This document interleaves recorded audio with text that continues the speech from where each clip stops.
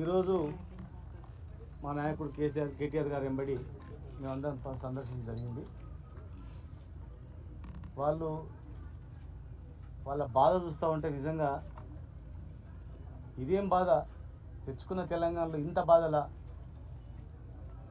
ఏ వర్గం బాగుపడాలని రాష్ట్రం తెచ్చుకున్నామో ఆ పేద వర్గాల వాళ్ళు 10 సంవత్సరాలు రైతు బంధు వచ్చింది సార్, సంతోషంగా ఉన్నాము. బొంబాయిలో, దుబాయ్లో, తర్వాత పూణేలో బతికిన వాళ్ళము ఊర్లలో వచ్చి ఇప్పుడు బతుకుతున్నాం. ఇప్పుడే మరి మా భూములు గుంజుకుంటే మేము ఎట్లా బతకాలా? మేమేం తినాలా? మా పిల్లలు ఎట్లా బతకాలా?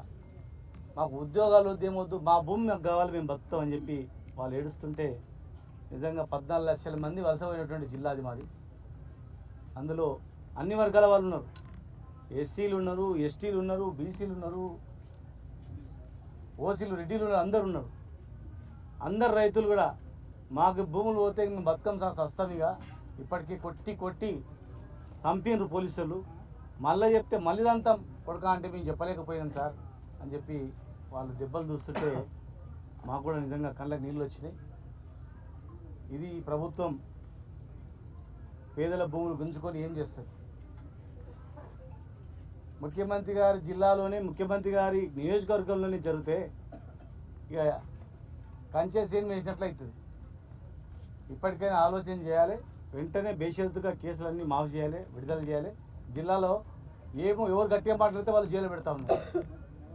ఇండ్లు గుడిసెలు, అందులో ఇండ్లు కాలనీలు కూడా కూలగొట్టిండ్రు. గట్టిగా మాట్లాడితే వాళ్ళని జైలు పెట్టిండ్రు. ఈరోజు మా భూములు మాకు కావాలంటే వీళ్ళని జైలు పెట్టిండ్రు. ఎంతమందిని జైల్లో పెడతారు? ఎంతమందిని నిర్బంధిస్తారు? ఈ గడ్డ అనేది ప్రాణాలకు తెగించే గడ్డ. ఇది కేసీఆర్ గారి నాయకత్వంలో ఆనాడు తెలంగాణ తెచ్చుకుందాం, కన్నా కష్టాలు పడ్డాం. మరి మాకన్నా ఎక్కువ బ్రహ్మాండంగా చేస్తామంటే ప్రజలు మోసపోయి కాంగ్రెస్ పార్టీకి అధికారం ఇచ్చింది. మరి ఇచ్చినప్పుడు ఇచ్చిన హామీలు నెరవేర్చడంలో ధ్యాస పెట్టాలి కానీ ప్రశ్నించిన వాడిని జైల్లో పెడతాం, ఎవరు ప్రశ్నిస్తే వాళ్ళని మాట్లాడితే జైల్లో పెడతాం, కేసులు పెడతాం, కేటీఆర్ గారిని జైల్లో పెడతాం, సత్యవతి రాథోడ్ గారిని జైల్లో పెడతాం, సవిత గారిని జైల్లో పెడతాం, మమ్మల్ని జైల్లో పెడతామంటే వీళ్ళని వదిలిపెట్టండి, మమ్మల్ని అందరినీ జైల్లో పెట్టండి. నిన్ననే మా నాయకుడు అన్నారు, పేద ప్రజల గురించి, రైతుల గురించి, మీ గురించి, తెలంగాణ మీ అందరి గురించి నన్ను జైల్లో పెట్టమనండి, ఎన్ని రోజులు పెడితే పెట్టమనండి, కసి తీర్చుకోమనండి, కానీ మా మీద కోపం ప్రజల మీద తీరుస్తారు చెప్పడం కానీ ఇవాళ మేమందరం కూడా అదే కోరుతా ఉన్నాం. ఖచ్చితంగా యావత్ తెలంగాణ మొత్తం గ్రహించాలి, తెలంగాణ మొత్తం కూడా ఒకసారి ఆలోచన చేయాలి ఈ నిర్బంధాలు ఏంటని. తెలంగాణ తెచ్చిన వాళ్ళకి తెలుస్తే ఆ బరువు బాధ్యత అనేది.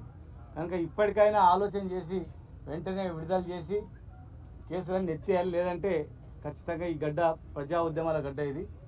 అది ఏ రూపంగా వస్తుందో తెలియదు. అది దాన్ని ఖచ్చితంగా మరి తగిన మూల్యం చెల్లించుకోవాల్సిన అవసరం ఉంటుంది.